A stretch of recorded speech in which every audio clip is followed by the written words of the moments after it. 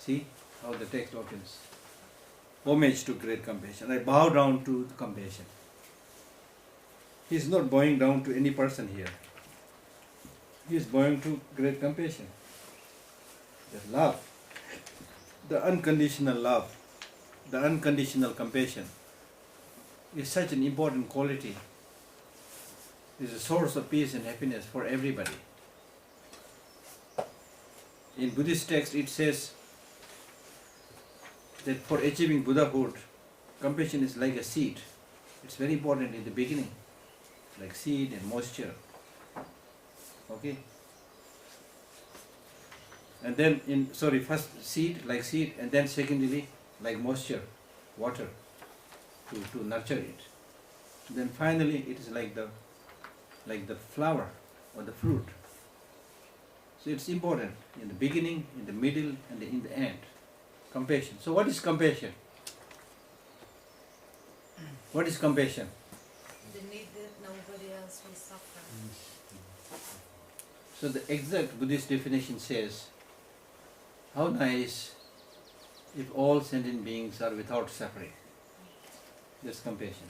How nice if all sentient beings are separated from suffering. That's compassion. So now you can see the value. How much it will cost, do you think, in terms of dollar? It's really priceless. It's priceless. Unconditional loving kindness, compassion, these are priceless. But how many people are talking about these things? Okay? So homage to, I pay respect to these great inner values like compassion. The essence of the nectar of secret instructions is transmitted from the master from Sumatra. The essence of the nectar of secret instruction. So these mind training teachings are called secret instructions. So that's why I'm saying we are lucky. We have access to these teachings now. But in the very beginning, when these mind training teachings were given, they were secret instructions. They were given only to people who already have some groundwork done, who already have some preparation, who already have some understanding of the stages of the path, Lamrim, the spiritual stages of the path. It's not taught openly. It's almost like Tantra at that time. But then gradually, it became more and more public. So in a way, we are lucky. Okay? The essence of the nectar of secret instruction. So this secret instruction of this mind training, the essence of this secret instruction, the main subject matter of this instruction is like a nectar. In Sanskrit it's called Amrit. Amrit. Nectar is called Amrit. Okay? So Amrit means immortality, no death. So there is a nectar which you drink will give you the state of no death. Okay? So the essence of this teaching is bodhicitta. It's teaching about bodhicitta. You know bodhicitta? How many of you know bodhicitta? All of you know bodhicitta? You know bodhicitta?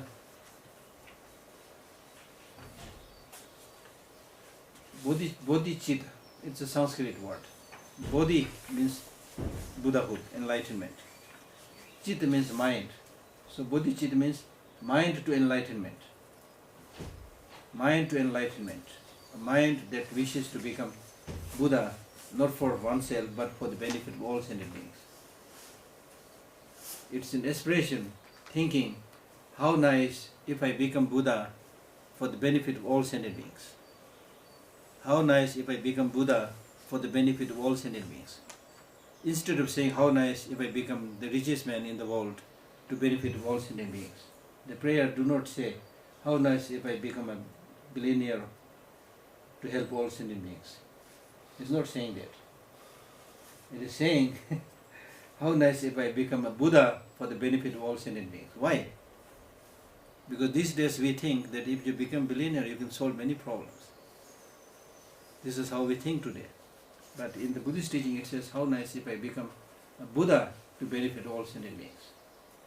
This is important because Buddha is somebody who is completely enlightened, who knows your past, your present, your future, who knows your mental disposition, who can read your mind. So therefore he will be able to give an instruction, a teaching, which is relevant to you now and in the future. So therefore, if you read the Buddhist teaching, you will come across two levels of teaching. One is called interpretative teaching, another is called definitive teaching. The interpretative teachings are given because for certain people they may not be able to understand the definitive teaching. Like it's like teaching ABCD to a kindergarten going child. The ultimate aim may be to gradually take this kindergarten going kid to PhD level. But right now, because of his or her situation, you cannot teach the PhD subjects. So you can teach only ABCD, see. So that's a skillful way. So similarly, the Buddha did not give all the definitive ultimate teachings to anybody like that. He would give teachings to different people depending upon their need and gradually lead them to the higher levels. So therefore, and then the teaching that he gives is, as we discussed already, how to remove the negative emotions, how to cultivate the positive emotions. And it is by removing the negative emotions and cultivating the positive emotions that you will be able to get that highest happiness. You call it Buddhahood, whatever you want to call it. But you will be able to get that highest happiness. And we all have some idea. And last night when I asked you the question, what is the main source of happiness and peace? Is it money? You all said no. So you have some idea already. So it has to come from the mind. So that is what the Buddha taught. So therefore the long-lasting happiness and peace has to come by cultivating the mind, not material accumulation.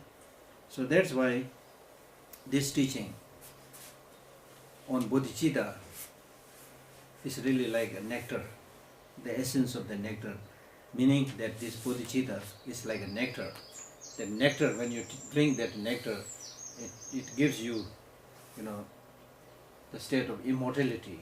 So similarly, when you sincerely practice bodhicitta and cultivate bodhicitta, then you will be able to destroy the negative influence of the negative emotions. You will be able to cultivate the highest goal of happiness. And of course, you will then achieve the state of real immortality. You will be able to come out of the samsara. You will be able to become a Buddha. Okay? Now when we talk about becoming a Buddha or achieving nirvana, it may not be easy for all of us to understand that. It's a long-term goal. So for many of us, it's really like a dream. So here what is important is you should be pragmatic. Because otherwise many people think, oh, they talk so much about Buddhahood and nirvana, but it's not helping me in my life right now. So why should I practice these Buddhist teachings, you see? They think like that. So that is wrong. Because your aim, the aim may be enlightenment, Buddhahood and nirvana. But just by practicing little by little right now, you can get that benefit right now. That's the result of the teaching. So don't think that unless you become Buddha, you're not going to get anything right now. And don't calculate the Buddhist practice achievements in terms of material calculations. It's not like that. Anything that is spiritual cannot be measured in material terms. It's not like you work for 1 month, at the end of the month you get certain money, as a salary. You can count it, So spiritual practice is not like that. You may not get anything tangible like that. But this does not mean to say that you will not get any material benefit. You will get a lot of material benefit. Because as I already indicated, it's not how much you earn money, but how you spend. So if you are somebody who has these Buddhist values, then there will be contentment there will be less desire, less greed, and because of that you will save a lot of money. You will save a lot of money. There are some people who work very hard, earn a lot of money, but always without money. There are some people who may not be earning much, but they are always a lot of money. Because you are not wasting the money. Okay, so these values really help you. It will help you not to engage in excessive drinking or smoking. There are so many areas where we can throw the money, you see. So many of these bad habits will stop, and because of that you can also save a lot of money. Okay, so even in material terms it has a lot of value. Clear, homage to the great compassion, the essence of this nectar of secret instructions is transmitted from the master from Sumatra. Sumatra is Indonesia. At that time it is called Indonesia. Suwandipa is also called. The master from Suwandipa is called Suwandipa. Suwandipa means Golden Island. In those times, Sumatra or Golden Island. So the master from the Golden Island is also called Golden Island Master, Suwandipa. So in order to get this mind training teachings from this Indonesian master at that time, it was I think around 14th century, I think, 14 or 11, I don't remember. Or 11th century, I think. Yeah, 11th century. Around 11th century. So in order to get this teaching, Atisha had to travel from India to Suwandipa, Indonesia, by sea, and it took more than 6 months. You can imagine how much hardship he has endured with 125 other scholars. It took 6 months, and on many occasions they almost died. But he had to do a lot of spiritual practice to get rid of the disturbances and things like that. That's a very interesting and moving story. So you can see the determination of those people. You can see the condition of the board in those times. You see? It's really like doing a sacrifice. So somehow he was able to reach there and get all those teachings. So how much those people worked to get those spiritual instructions in those days. So nowadays if we are able to spend 2 days for a workshop, it is a big sacrifice. Travel from Tel Aviv to here, 2.5 hours by car is a big sacrifice. Anyway, so it's important sometimes for inspiration to know the story. It's transmitted from the master from Sumatra.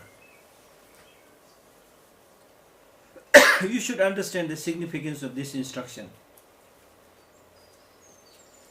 The significance of this instruction is that it is like a diamond.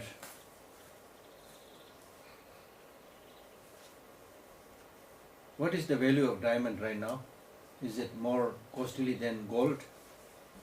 Huh? Of course, steel? Okay, very costly. So in those days it seems diamond is highly, highly prized. So this teaching on bodhicitta is like a diamond, priceless. The quality with the diamond, the text says, is that it excels all other gems.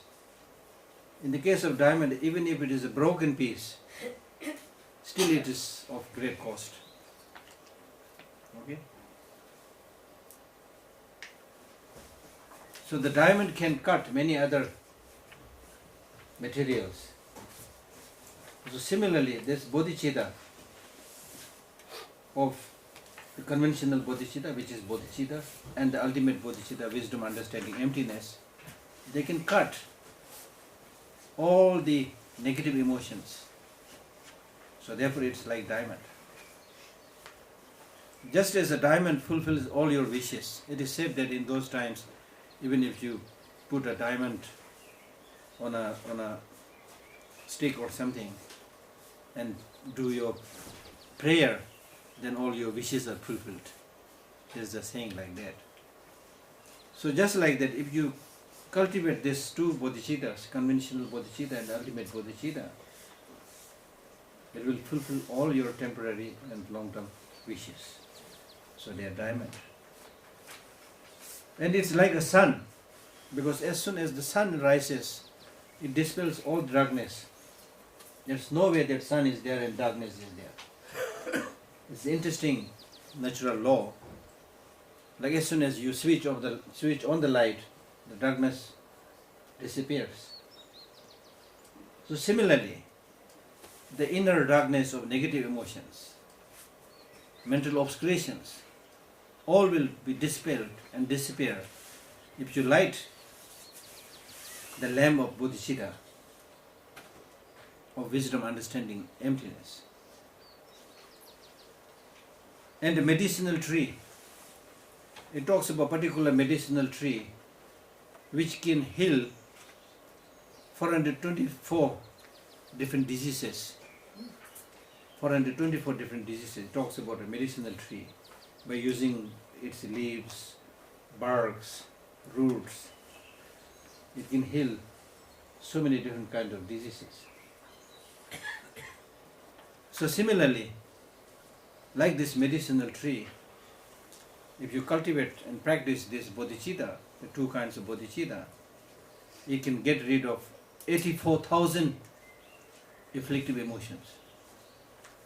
The text talks about 84,000 different kind of negative emotions.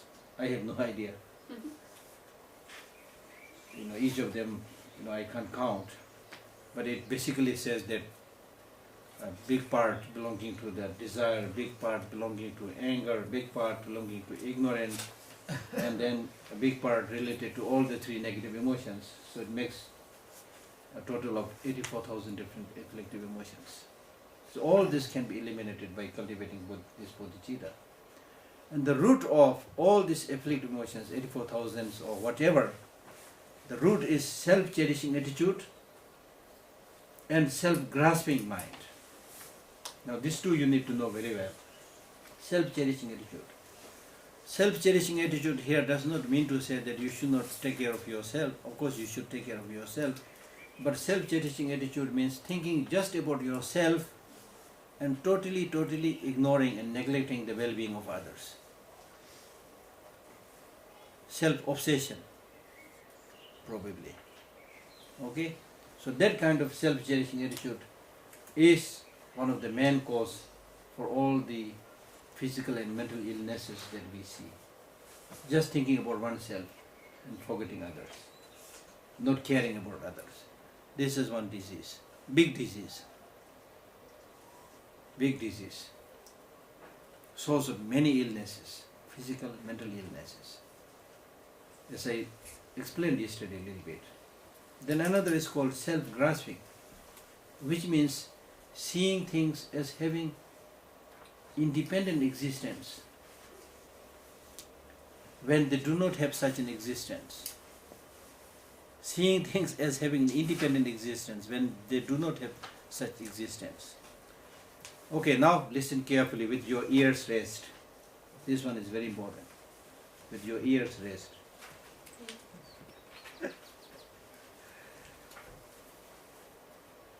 Things exist. Things exist. You know that. Things exist, yeah? How do things exist? Dependently or independently?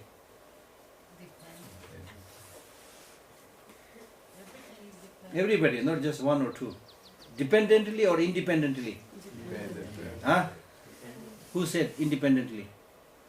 Dependently? Everybody thinks dependently? Everybody thinks dependently? This is important. Therefore, I need to do a little bit of this exercise. Sometimes it helps, our monkey mind to open up, you see, if we discuss like this, rather than just my keep on talking, So things exist, and we all agree that things exist dependently. This is a big progress. This is a big knowledge. Right now, when I am asking you this question, you are answering and saying things exist dependently. But that is not how we think in our regular life. This is the problem. When in our ordinary unquestioning mind, we think things exist independently, especially when you fancy something. If you like something, oh, that one is so beautiful, wow, existing independently from its own side. This Mercedes car, wow, 100% nice. Look at the color, look at the model. You see? Wow, you see? This is how we think. So there lies the problem. When you have started seeing something as 100% beautiful, handsome, then you are getting into problem. Because then your mind is into that. This is so wonderful, so good. I must have it. I must have it. When you say I must have it, it's not enough. You say I must have it, you need money. So do you have enough money to have that? No. Then what you need to do? You need to work like a donkey, day and night, to get that enough money to buy that one. So already a lot of trouble, you see. So every time you count how much I have. Still not enough. You work hard. Okay. So finally, when you get the enough money and buy it, own it, then it looks even more attractive. Now because you are the owner. So for the first few days, it's really amazing, attractive. Wow, I made it. I have this car. You dream about it. You touch it. And somebody touches it. Oh, please don't touch, don't touch. You might stain it. You might scratch it. You see? There's a story, very moving story. Somebody bought a car like that, expensive car, and for the first few days, the honeymoon period, he was very obsessed with it. He don't want anybody to touch it, thinking that they will scratch it. So he had a young daughter. The daughter, out of her innocence, goes there and scribbles something on the car, writes something on the car. Then the father got so annoyed, he just pushed the little girl. The girl died. Now this is a story. It's very, very moving and very good example. The girl died. And then the father, of course, felt very sad because he did not mean to kill her, just pushed out of anger, and she died.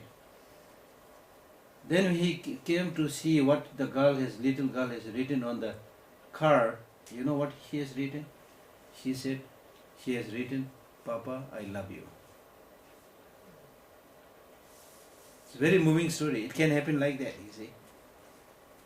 Out of excessive attachment, you can do things like that. That's the lesson of this story. That's the lesson of the story. So therefore, whenever you encounter something, good things, bad things, you should always be able to develop this understanding that it also is dependent on many things. Who looks at it, how it is made, you see. The so-called great cars are actually assemblage of tins, assemblage of many almost like broken parts put together and nicely painted, so there's nothing much in it, you see. So like that. So whether it's with person or with wealth, with belongings, it's important to always maintain this understanding that this also comes from cause and condition. This also is impermanent. This also is fragile. This also is fragile.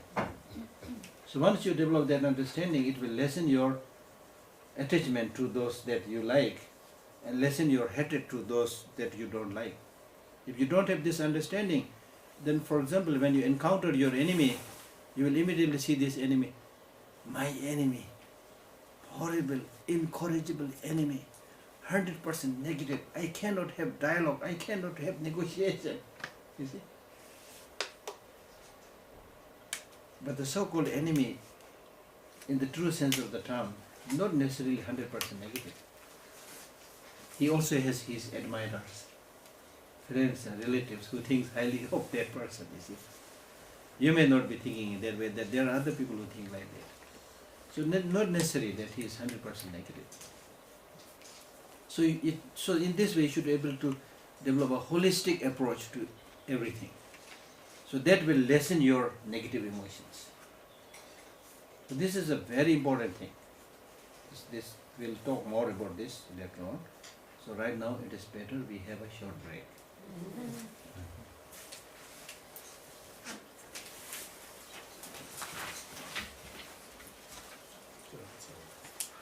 Okay. Can.